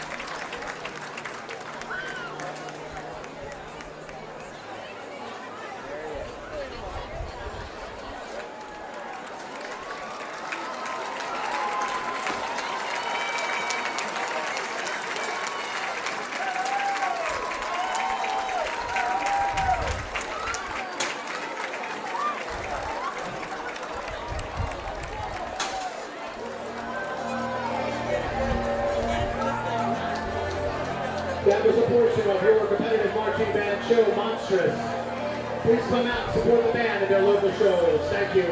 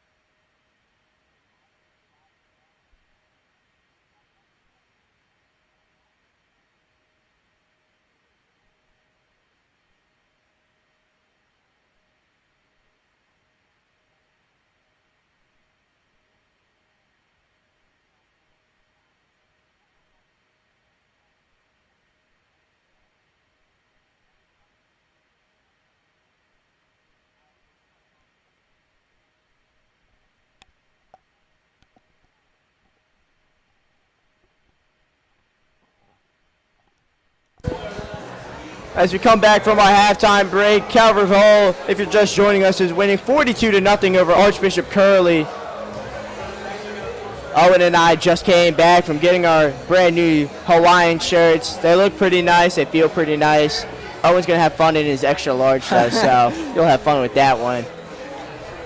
Hey, anything I can to rep Calvert Hall, I'd be happy to wear it. I'll give you $20 to wear that in public. Next time we go out at the golf range, all right, wear it. I mean, my swing might not be that good. There you go, buddy. But is it ever? Whose swing is that good? Let's be real. That's true.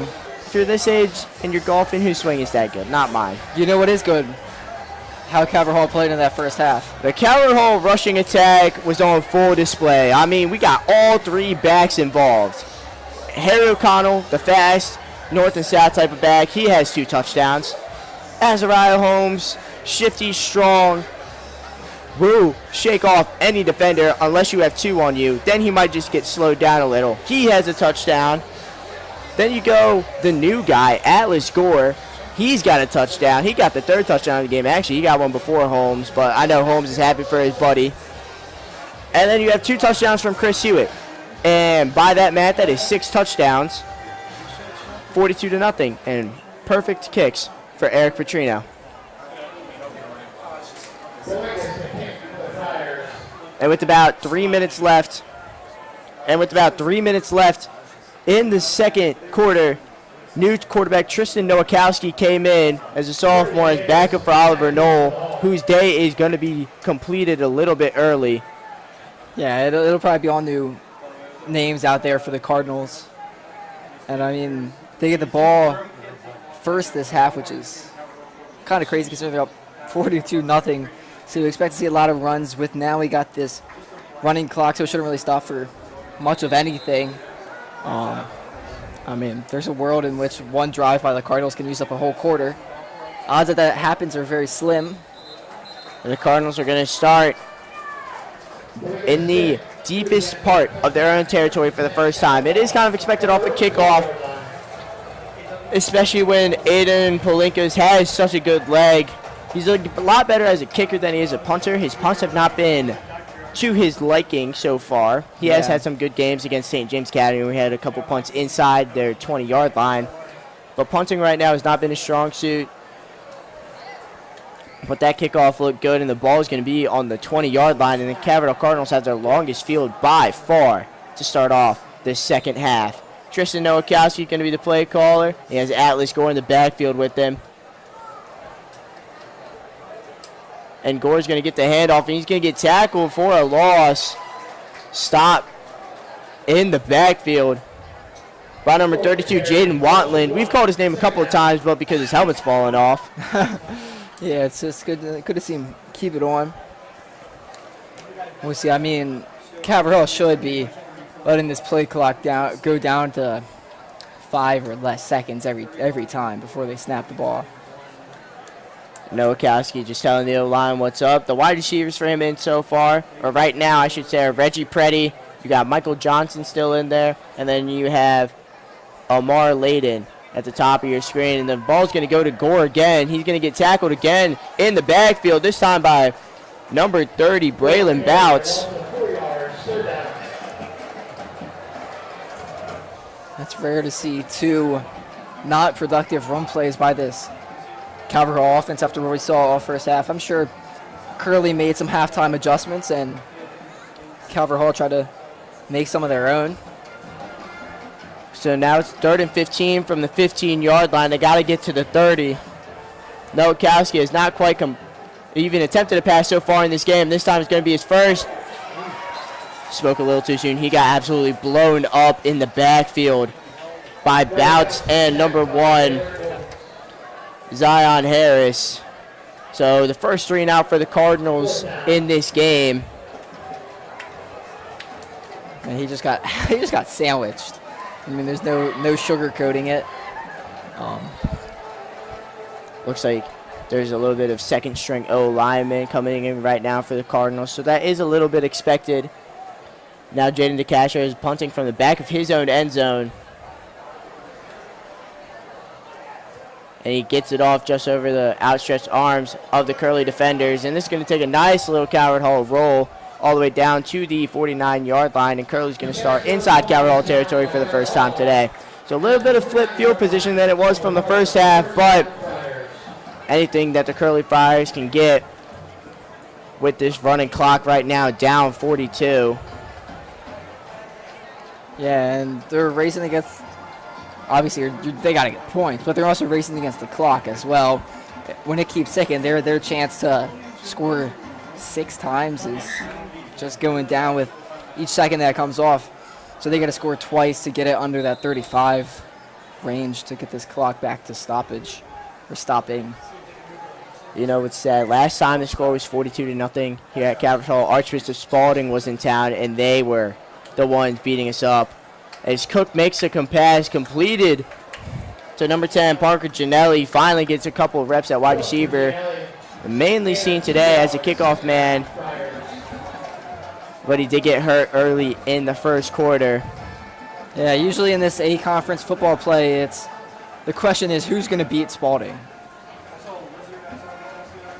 And really, I don't know if anybody's been able to do it in recent years. And the question is who's going to make that jump to contend with them. Archbishop Spalding still going to be the favorite in the A-Conference, even with their quarterback, Malik Washington, now starting games for Maryland as a true freshman, which is just a little ridiculous. He's currently playing right now against Northern Illinois. Yeah, His Cook makes another completion, so he's getting a little bit of his mojo back in this one right now.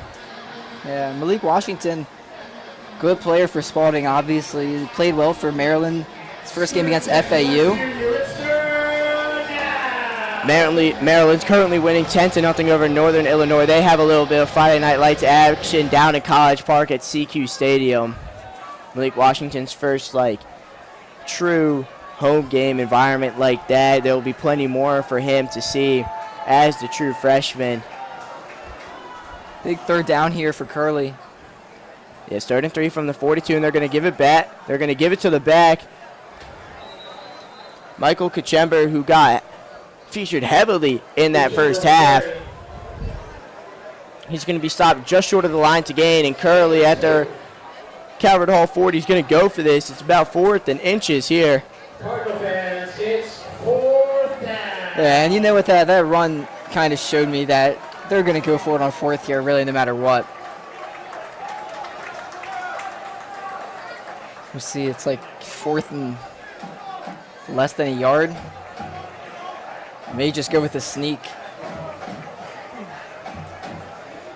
So yeah, 4th and inches for the Curley Friars, looking for their first down of this game. They're going to go push action with Adam Cook, and he's going to get there. Yeah, he easily got that. I mean, at least I thought.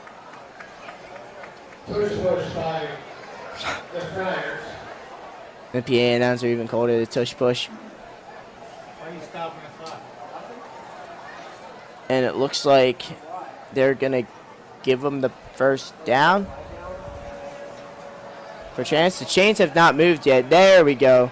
Chains have now been officially moved, so that's going to be a first down for the Friars, even with the clock stoppage right now. Coach Ward's calling for the clock to be started, and there's the ref's signal.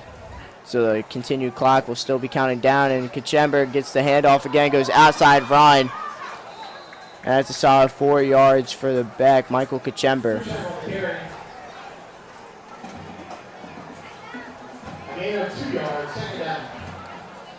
And with that being Curley's first continued drive, not a 3-and-out in this game, that's really, I'd say that's more of a testament to Calvert Hall's defense so far. Yeah, they've been stellar so far today. I mean, really not many critiques you can say about them. They've forced 3-and-outs. They got a turnover. They've been making plays when they need to, and Curley's offense, not much going on.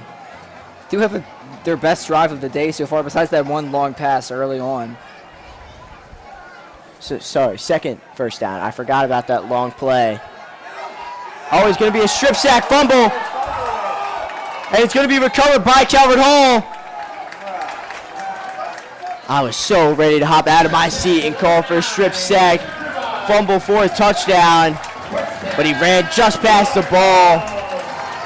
But that's a great play by the Calvert Hall defense, flushing Adam Cook out of the pocket and hitting the ball out of his hands. So the Calvert Hall offense is going to get another chance, and that first down from Curley's just wiped, and Calvert Hall is going to start at their own, or at Curley's 41-yard line. Yeah, we were just singing their praises. The Calvert Hall defense, once again, big play. Forced their second turnover, I believe, of the day on that strip sack, and good to recover it, give the offense a chance in good field position, basically right at the 50. So a little shovel pitch to Atlas Gore, who shakes a couple tackles, and another Curley helmet comes flying off. That was number 30. Bouts, whose helmet's come off earlier in this game. It looks like there's going to be a quick little injury timeout right now. Yeah, an injured Cardinal and a Friar down on the field.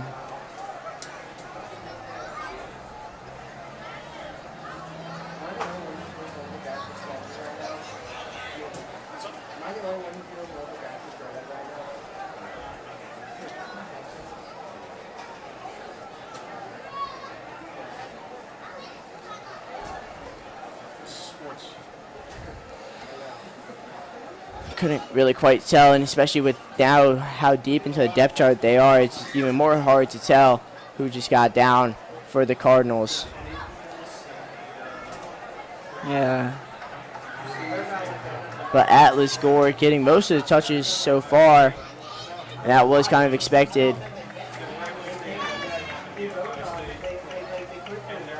Now this Coach Ward, he does like to spread the ball out a little bit more, and he's got more spread out offenses depending on the different type of coverages that they're playing and seeing against.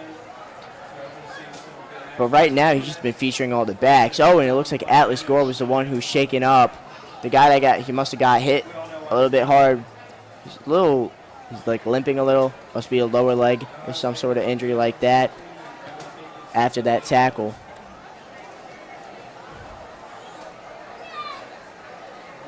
So Atlas Gore is going to hobble off this field. Yeah, and Gore's looked good today, so stinks to see him go down. And now Jermaine Drake, the freshman running back, will start. Will come in his spot.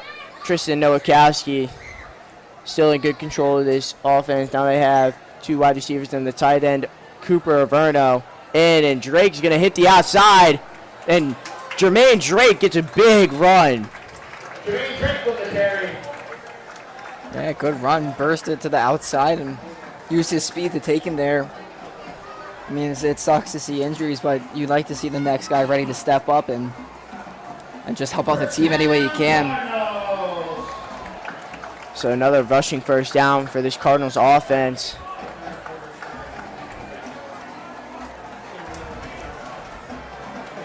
This clock is ticking fast now, right about 3.5 minutes left in the third quarter. Felt like at this point the Cardinals, if we were in the first quarter right now, the Cardinals would just be getting their second touchdown of the game. That's just what it feels like right now. The speeds of the halves are going a lot quicker. Tristan Nowakowski is going to hand the ball off to Drake again. He's going to get maybe 2 yards on the play. Drake on the carry, a gain of 1 yard. Second down, Cardinals.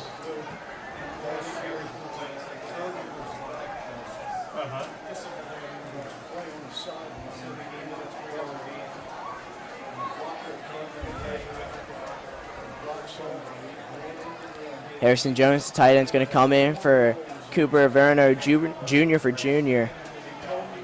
Cooper, younger brother of former football DN star and lacrosse stud Sisto Averno, who's currently at University of Maryland. Jermaine Drake still in the backfield.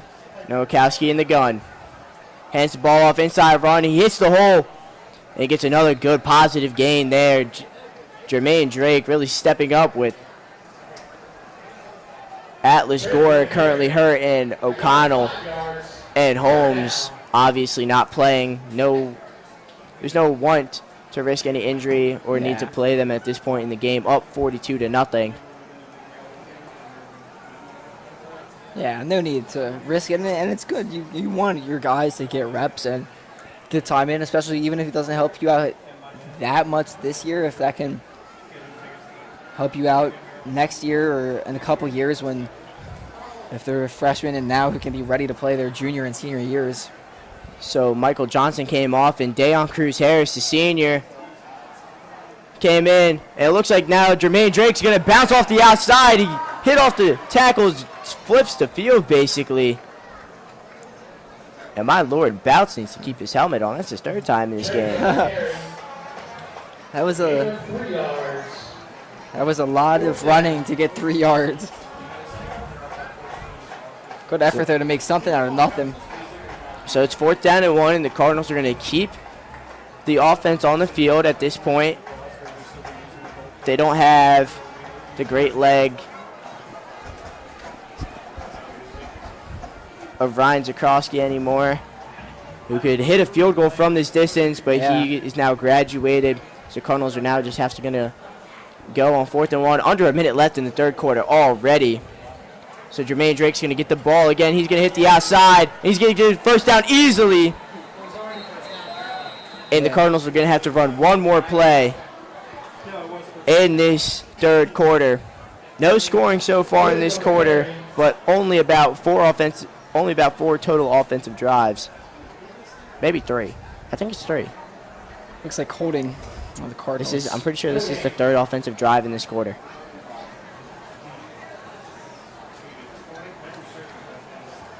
So,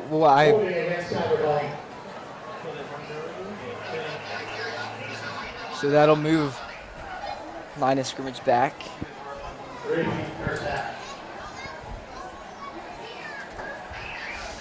So 1st and 20 for the Cardinals, I believe. 30 seconds left now in the third quarter. Somebody new in the backfield for the Cardinals.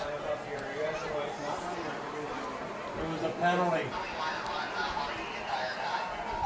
That's number 40, Oliver Francis. Oliver Francis, a classmate of Owen and I's. And he got his chance. Yeah, I think that might have been first play he came in today. First year on varsity football or on any football team at Calvert Hall. Oliver Francis decided this summer, hey, why not? Let's try out for football. I'm already on the lacrosse team. Might as well just keep me in shape all season. And that's going to be the end of the third quarter. Only 2.5 offensive drives done. And when the Cardinals come back in about, 30 seconds maybe, they'll have a 2nd and 24 after the 4-yard loss from Oliver Francis. He's officially on the depth chart as a linebacker and tight end, so it's a little bit odd to see him as running back in the backfield as the number 5 guy in the backfield today. But maybe by 42, you might as well experiment. Maybe they might not have a number 5 and want to just try him out. Can't hurt. Stuff happens. Maybe you need a number 5 guy. Oliver Francis, special shout out from Owen Cox and I up in the booth.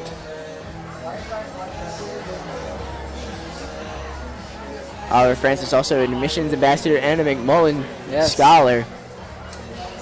Yeah, someone we know well. Really versatile guy here at Calvert Hall. Yeah. It's good to just get athletes on your teams, and he's not a football player, and he probably would tell you that. He's a lacrosse player, but he's an athletic student and an athlete at Calvert Hall. So now 2nd and 24. I would say it's a passing situation here on the 30-yard line, but you just never know. So Tristan Nowakowski going to pop it back out, and the Cardinals are still going backwards, and my lord, Bouts. Oh, my Bouts. Yeah, that wasn't the best play the Cardinals have run today. But I just want to talk about Balin Bouts for just a couple seconds. That is, I think, number 4 that his helmet came off. The 4th time his helmet has come off, so maybe Curley management needs to get him a little bit of a smaller helmet. Yeah. Just says safety concerns. And he has been making plays, so when he's out for a play, it kind of does hurt the defense a little. Now it's 3rd and 30 for the Cardinals, and there's not a lot you can do in your playbook with 3rd and 30, so you're just going to run up the middle with Jermaine Drake, who's honestly been running really well. You think they let him kick? Yeah. So here we go. It is 4th down from the 28-yard line. 4th and it says 22. I don't believe that's right. I believe it's more like 4th and like 17, 4th and 16, something like that. And they're going to let Eric Pacino try a 45-yard field goal. The kick is up. It is no good, just short and a little bit right. So Eric Petrino has missed a 45-yard field goal. That's a very tough kick. Yeah. 45 yards, that's For a a high long score. way. Looked like he kind of wasn't ready when the snap came, but even if he was, I don't know. Yeah, when it's 4th and 17 like that, I mean, there's not much you have in you. There's not much you have in the playbook. There's not much you can like do, especially when you're up by 42. Like, Yeah. there's no point going for it. You are in no man's land, so next best option is to kick the field goal. Give him a chance, and now you know that if you're in that situation in like a really close game, you might not want to send out the kicker there. Yeah, you might as well just draw up a play, and you can get 15 yards down the field, make your receivers get down the field, get the ball in their hands, and they can make it work. And it looks like Curley's also going to have a couple new guys in. And this is a big run. Trucking through guys. Capital helmet on the field. Number 20 for Curley, Philip Mead, the senior. First carry on the day, and he gets a lot of yards there. Yeah, explosive run. I mean, probably the second most explosive play we've seen from this Curley offense. Looks like they got the whole new set of players in there, new quarterback, new running back, kind of doing what Calvert Hall's doing, see if they can find anything at all that's going to be working for them. So it looks like it was a penalty on Calvert Hall. Only their second of the day. That was the false start. Man, they're moving them far downfield.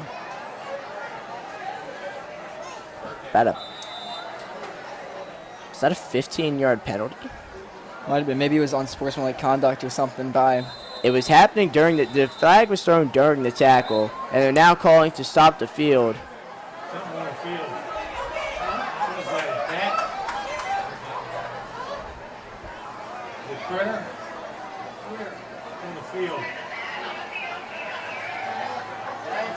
So it looks like there's a bird on the field, so Coach Stu's going to come out. This is a little bit interesting to hear. Coach Stu's just going to wrap up the little animal. It looked like it was still alive, just not 100% well. So Coach Stu has some sort of animal, maybe a bat, maybe a bird, currently in the towel in his hands. He's like, well, what's all the big fuss about? Just don't hit it. Just don't hit it. So a little bit of excitement from there. There's still a solid student section here at Calvert Hall. Yeah, it's kind of surprising. We would have expected them to get their shirts and leave. Now, big play, but he's going downfield. This is the new quarterback, Zayon Dublin. He's a sophomore. He's getting his opportunity now as Adam Cook's day is going to be done. Yeah, receiver was wide open downfield over the top of the defense, but not on target. Calvert Hall with their second and third string defensive players in now. Just a little bit of busted coverage, but a little bit of an overthrow there from Dublin.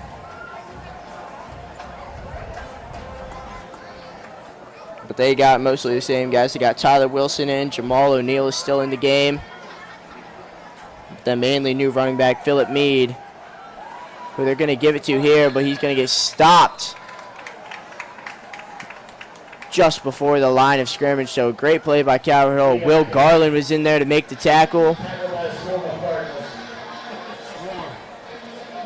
It's third down. 3rd and 12 here for the Friars. I mean, got to go back to the air, see if they can get over the top of the defense like they tried before.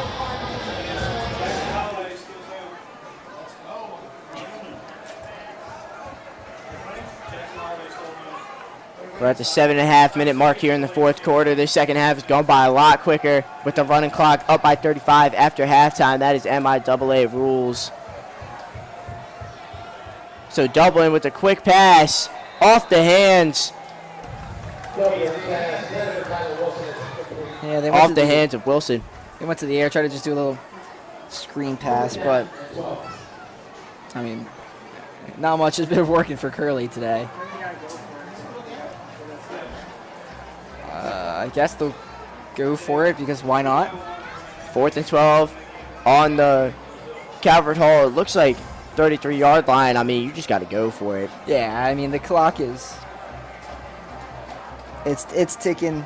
Clock is not in your favor. The score's not in your favor. You might as well try these new guys in. See what Zayden Dublin can do for you, as he is just a sophomore. Yeah. See what he can do for your offense. Even try out some plays that you might have drawn out that maybe you want your starters to run it, but now's a good time to see if it's going to work against a good defense. So Curley's going to call a timeout as the play clock was running low. Timeout, Curley. It is their first charge. So a little bit of updates from around other sports. The Orioles just took the lead over the the Los Angeles Dodgers as Jackson Holiday just stole home, took a 1-0 lead in that game. Dean Kramer is currently pitching really well against his high-powered Dodgers offense.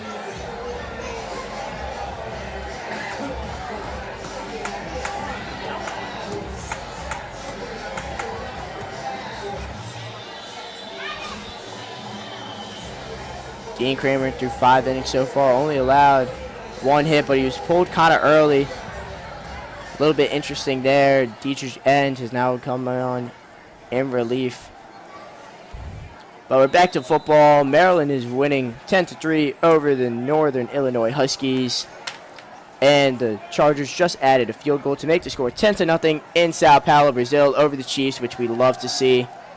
So Dublin swings it out to O'Neal. He makes the catch, but it's not going to get any gains. I don't really get the idea for that pass on 4th and 14, but I guess it's better to do that than, I don't know, I'd rather just throw an incompletion downfield. Just like the difference between where that pass ended up and where a completion or incompletion downfield would have ended you up was no different. Yeah. Right. Just, I mean, he's trying to earn some playing time, get his name out there, and completions do help on the box score, but I don't know. You just got to try. High chances that would have been the last time Zayden Dublin would have stepped on the field, as it now approaches a 5-minute mark. Tristan Nowakowski and the Calvert Hall offense are just going to run this clock out. Jermaine Drake. A gain of 2 yards, 2nd down. Yeah, I'm sure they're hoping they can. If I'm Calvert Hall, I'm not snapping this ball until it's under 4.5 minutes. Let it go all the way down. Have them all lined up and ready to go, but don't snap this ball, and then I would honestly just go inside handoff again. No point in trying anything too fancy. Just run this clock out. Yeah, let that play clock get under 10 seconds and run it. Nowakowski does go inside, run to Drake, but he gets met in the backfield. There's going to be a loss. Yeah, Curley's defense has picked it up here in the second half. I mean, they haven't given up any points in the second half. Just they couldn't do anything really against the Calvert Hall starters. That might be the difference that the Calvert Hall's second and third string team is in. The two wide receivers to the bottom of your screen are Drake Alexander and Brandon Davis, the senior. Another fresh off football product with me. Brandon Davis also in the band, getting some reps at wide receiver. He always wanted this. Tristan Nowakowski, though, is probably just going to hand the ball off again if I had to guess. And that's what he does. And Jermaine Drake hits to the outside, stiff arms a man, and he almost reaches the first down. He's stopped just a yard short. 7 yards. 4th down. Great run by Drake to get to the outside. They should probably go for it, because if they can get this first down, that's basically, I mean, that could be just the whole clock. You're not going to snap this until it hits the two minutes. Around there, it's going to be around 2 minutes and 45 seconds from when the next play is going to be run, if I had to guess. Do we do a 2-minute warning? There is no 2-minute warning in high school. Nowakowski going to snap this ball with 5 seconds left on the snap clock, and he's going to hand it off to Drake again. And Drake, it looked like he might have gotten there, but yeah, from here it looked like he had it. An unfortunate spot from the referees. I think that's a bad spot. I thought he was tackled over the line, but referees say otherwise. And Curley's now going to come onto the field, and they're not going to have a snap probably until under 2 minutes in this game. With Zaydon Dublin, maybe you run some 2-minute installs, but it's not really going to help you that much, as the clock is going to be running continuously, even if you go out of bounds or not. So we'll see what they can do. They are starting at the Calvert Hall 48. Yeah, I mean, for them and for their mindset and morale and momentum, they probably need a score going into. I don't know who they play next week, but they just need anything to go their way today. Dublin hands the ball off to Meade, and he gets a couple. And now we are under 2 minutes in this game. 2nd down.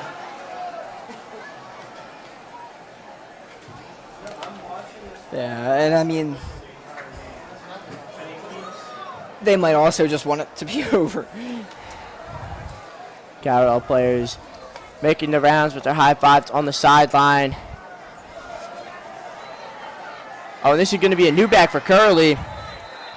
Number 34, Amon Berry. Amon Berry on the carry for Curley. That's a good run for Amon Berry right there. 8 yards. Under a minute left in this game, and if I'm Calvert Hall and I'm Coach Ward, I'm super happy with the performance today. 42 points in the first half. There was 0 scoring in the second half. But you didn't need there didn't need to be scoring in the second half. No, there definitely did not.